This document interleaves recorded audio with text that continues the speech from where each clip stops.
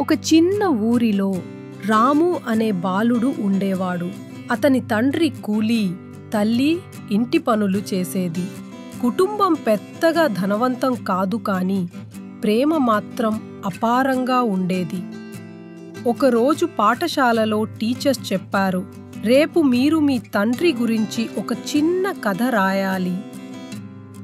అందరూ పెద్ద పెద్ద ఉద్యోగాల గురించి రాశారు. నా నాన్న డాక్టర్, నా నాన్న పోలీస్ ఆఫీసర్ అంటూ.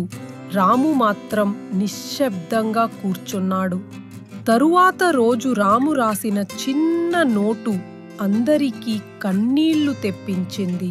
నా నాన్న సూర్యుడిలాంటివాడు.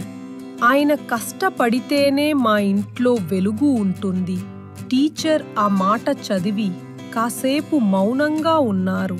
రామును దగ్గరకు తీసుకుని, బిడ్డా, నీ నాన్న నిజమైన హీరో అన్నారు.